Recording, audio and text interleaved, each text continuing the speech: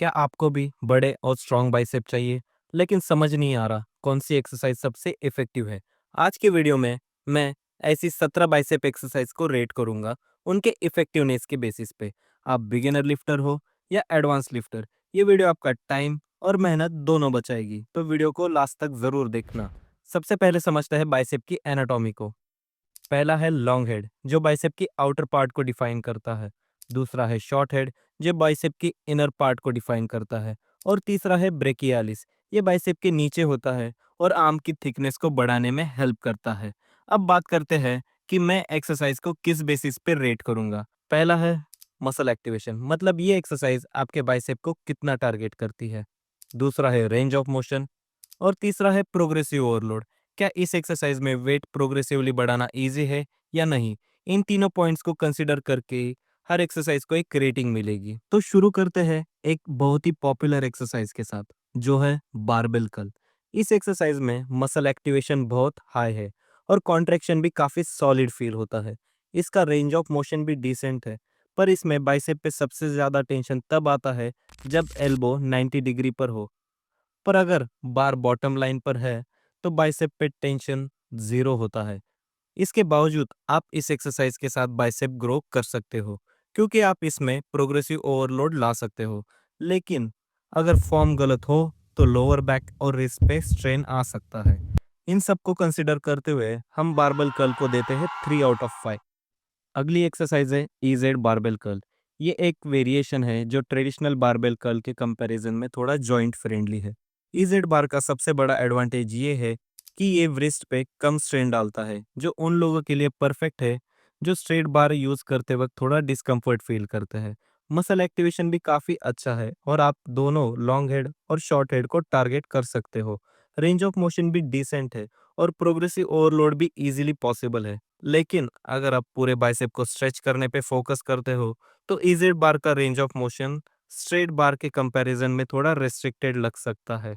Overall EZ barbell curl एक joint friendly variation है straight barbell curl का, तो इसको भी हम रेट करेंगे 3 आउट ऑफ 5। अब बात करते हैं स्टैंडिंग डंबल कर्ल की। ये एक क्लासिक और वर्सटाइल एक्सरसाइज है। इसका सबसे बड़ा एडवांटेज है यूनिलैटरल मूवमेंट, मतलब आप दोनों आर्म्स को सेपरेटली ट्रेन कर सकते हो। ये आपके स्ट्रेंथ इम्बैलेंस को करेक्ट करने में हेल्प करता है। ये exercise full range of motion भी प्रोवाइड करती है, जिससे बाइसेप को प्रॉपर स्ट्रेच और कॉन्ट्रैक्शन मिलता है। पर बारबर कर्ल की तरह ही जब आपका बाइसेप सबसे ज्यादा स्ट्रेच पोजीशन में होता है, उस पे टेंशन जीरो होता है।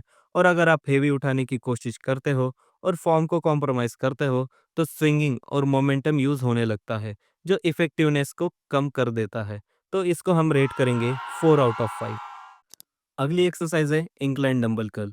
ये एक्सरसाइज बाइसेप के लॉन्ग हेड को टारगेट करती है। इसका सबसे बड़ा एडवांटेज है इसका स्ट्रेच। जब आप इंक्लाइन बेंच पे बैठते हो तो आपका बाइसेप एक फुल्ली स्ट्रेच पोजीशन में होता है, जो मसल फाइबर को ज्यादा एक्टिवेट करता है। इसका रेंज ऑफ मोशन भी काफी बड़ा है, जिससे आपको फुल कॉन्ट्रैक्शन और स्ट्रेच दोनों मिलता है। और क्योंकि आप सीटेड पोजीशन में हो तो मोमेंटम का भी यूज कम हो जाता है। लेकिन इस एक्सरसाइज में हेवी वेट उठाना मुश्किल होता है, क्योंकि स्टेबिलिटी और कंट्रोल मेंटेन करना भी जरूरी है। ओवरऑल मसल आइसोलेशन और स्ट्रेच के लिए ये एक टॉप एक्सरसाइज है, लेकिन हम इसमें ज्यादा प्रोग्रेसिव ओवरलोड नहीं ला सकते। उस वजह से इसको भी हम रेट करेंगे 4 आउट ऑफ 5। अगली एक्सरसाइज है चिन अप, जो एक कंपाउंड मूवमेंट है, लेकिन बाइसेप के लिए काफी इफेक्टिव मानी जाती है। पर इसमें बाइसेप के साथ साथ बैक मसल भी इन्वॉल्व होता है। इस एक्सरसाइज में मसल एक्टिवेशन काफी अच्छा है, स्पेशली बाइसेप का शॉर्ट हेड। इसका एडवांटेज ये है कि ये आपकी कोर एंड स्टेबलाइजर मसल को इन्वॉल्व करता है, जो आपकी ओवरऑल फंक्शनल स्ट्रेंथ बढ़ाता है। और इसमें प्रोग्रेसिव ओवरलोड लाना भी इजी है, क्योंकि आप अपने बॉडी वेट के साथ स्टार्ट करके बाद में वेटेड चिनोज भी कर सकते हो। लेकिन बिगिनर्स के लिए ये थोड़ा चैलेंजिंग हो सकता है, स्पेशली अगर उनका वेट ज्यादा है या फिर उनकी पुलिंग स्ट्रेंथ कम है तो। और क्योंकि ये एक कंपाउंड मूवमेंट है तो आइसोलेशन थोड़ा लिमिटेड हो जाता है, जिस वजह से मैं इसे रेट करूंगा 3 आउट ऑफ 5। अगली एक्सरसाइज है वेटर कर्ल।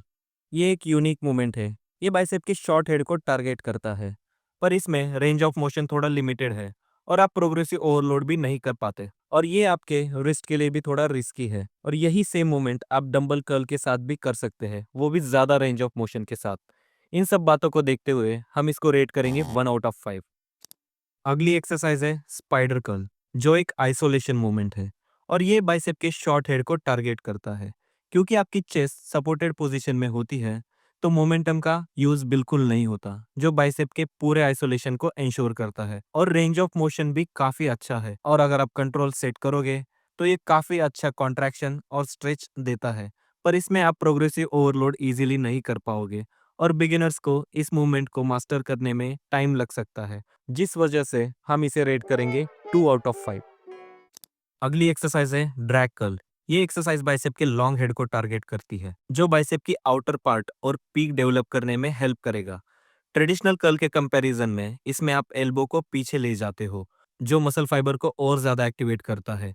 मोमेंटम का यूज भी बिल्कुल नहीं होता, लेकिन इसमें रेंज ऑफ मोशन लिमिटेड है क्योंकि एल्बो पीछे रहता है और बारबेल या डंबल ज्यादा ऊपर नहीं जा पाते और प्रोग्रेसिव ओवरलोड करना भी थोड़ा मुश्किल है, जिस वजह से हम इसे रेट करेंगे 2/5। अगली एक्सरसाइज है डंबल पीचर कर्ल। ये एक्सरसाइज बाइसेप के शॉर्ट हेड को टारगेट करती है, जो बाइसेप की इनर थिकनेस और शेप को इंप्रूव करता है। बेंच की सपोर्ट की वजह से ये एक्सरसाइज करते समय चीटिंग करना इम्पॉसिबल है, जिससे पूरा फोकस बाइसेप पे रहता है। फुल स्ट्रेच और कॉन्ट्रैक्शन भी मिलता है और सबसे स्ट्रेच पोजीशन में बाइसेप पे सबसे ज्यादा टेंशन रहता है, जिस वजह से ये एक्सरसाइज बाकी एक्सरसाइज से थोड़ी बेटर अफेक्ट करती है। प्रोग्रेसिव ओवरलोड थोड़ा मुश्किल है, पर इसकी इफेक्टिवनेस की वजह से हम इसे रेट करेंगे 5/5। अगली एक्सरसाइज है मशीन पीचर कर्ल। ये सेम डंबल पीचर कर्ल की तरह है, बस इसमें मशीन का फिक्स पाथ ऑफ मोशन है। ये इंश्योर करता है कि आपका फॉर्म परफेक्ट रहे और चीटिंग का स्कोप ना हो, और इसमें आप डंबल पीचर कर्ल के कंपैरिजन में ज्यादा प्रोग्रेसिव ओवरलोड ला सकते हो। इन्हीं सब रीजन की वजह से हम इसको भी रेट करेंगे 5/5। अगली एक्सरसाइज है स्टैंडर्ड केबल कर्ल। इस एक्सरसाइज में केबल की वजह से कांस्टेंट टेंशन मिलता है, जो मसल एक्टिवेशन को ज्यादा इफेक्टिव बनाता है। इसको आप अलग अलग ग्रिप के साथ कर सकते हो, जैसे कि वाइड ग्रिप या क्लोज ग्रिप, ताकि आप बाइसेप की अलग अलग पार्ट को टारगेट कर सको। और ये जॉइंट फ्रेंडली है, जो बिगिनर्स के लिए सेफ ऑप्शन हो सकता है। बस इसका ड्रॉबैक ये है कि प्रोग्रेसिव ओवरलोड करते समय आपका फॉर्म कॉम्प्रोमाइज हो सकता है, जिस वजह से इस एक्सरसाइज को हम रेट करेंगे 4/5। अगली एक्सरसाइज है फेस अवे बेजियन कर्ल, जो एक एडवांस केबल वेरिएशन है। इस एक्सरसाइज का यूनिक सेटअप आपके बाइसेप को फुल्ली स्ट्रेच पोजीशन में डालता है, जो लॉन्ग हेड के डेवलपमेंट के लिए आइडियल है। केबल की वजह से कांस्टेंट टेंशन मिलता है, जो पूरे रेंज ऑफ मोशन में इफेक्टिव है। मोमेंटम का यूज भी कम होता है, तो ये कंट्रोल मूवमेंट इंश्योर करता है। इस एक्सरसाइज का सेटअप बिगिनर्स के लिए थोड़ा ट्रिकी हो सकता है, पर इसकी इफेक्टिवनेस की वजह से हम इसे रेट करेंगे 5/5। अब बात करते हैं चीट कर्ल की। ये मूवमेंट ओवरलोड करने के लिए यूज होता है।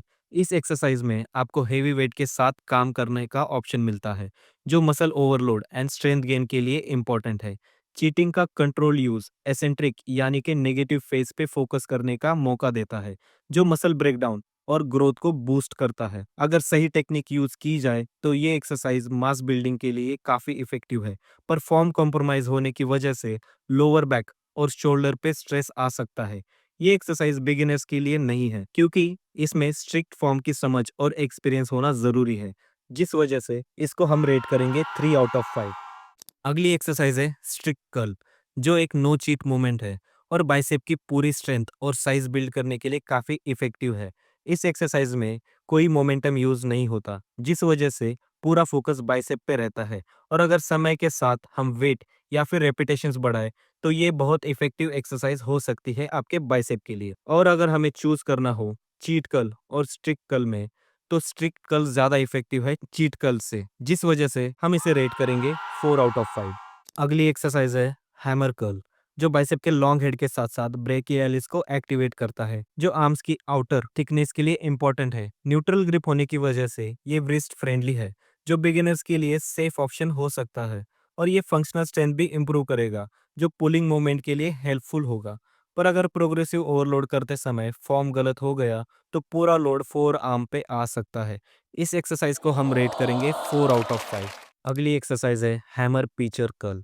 ये हैमर कर्ल का ही वेरिएशन है, पर बेंच की सपोर्ट की वजह से मोमेंटम यूज करना इम्पॉसिबल हो जाता है, जो पूरा आइसोलेशन इंश्योर करता है। इसका एक ड्रॉबैक ये है कि इसमें प्रोग्रेसिव ओवरलोड लाना मुश्किल है, जिस वजह से इसे भी हम रेट करेंगे 4 आउट ऑफ 5। अगली एक्सरसाइज है 21S, जो एक यूनिक ट्रेनिंग टेक्निक है और बाइसेप के पूरे रेंज ऑफ मोशन, लोअर, अपर और फुल को टारगेट करता है। ये एक हाई वॉल्यूम एक्सरसाइज है जो मसल पंप और एंड्योरेंस बढ़ाने के लिए बेस्ट है। हाई रेपिटेशंस होने की वजह से ब्लड फ्लो और मसल पंप अच्छा फील होता है। ये एक्सरसाइज लाइट वेट के साथ भी इफेक्टिव होती है, पर ये बिगिनर्स को ओवरलोडिंग फील हो सकता है क्योंकि ये हाई रेपिटेशंस और कांस्टेंट टेंशन पे फोकस करता है, जिस वजह से इसे हम रेट करेंगे 4 आउट ऑफ 5। तो ये थी 17 बाइसेप एक्सरसाइज और उनकी इफेक्टिवनेस की रेटिंग। एक बात मैं क्लियर करना चाहूंगा कि हर एक्सरसाइज अपने तरीके से यूजफुल है। अगर आपको शॉर्ट हेड पे काम करना है या लॉन्ग हेड डेवलप करना है या फिर ओवरऑल साइज और थिकनेस इंप्रूव करनी है, तो आपको उन एक्सरसाइज को चूज करना है जो आपके गोल के लिए बेस्ट हो। ट्रेनिंग स्मार्टली का मतलब ये है कि आप सिर्फ रैंडमली एक्सरसाइज पिक ना करें, बल्कि उन एक्सरसाइज को अपने वर्कआउट प्लान में इंक्लूड करें जो आपके वीक पॉइंट्स और गोल्स पे काम करें। और हाँ, फॉर्म और टेक्निक को कभी कॉम्प्रोमाइज मत करना, क्योंकि एक एक्सरसाइज तभी इफेक्टिव होती है जब आप उसे सही तरीके से परफॉर्म करते हैं। इस वीडियो के लिए बस इतना ही। मिलते हैं अगले वीडियो में, तब तक के लिए train smart, stay strong, bye.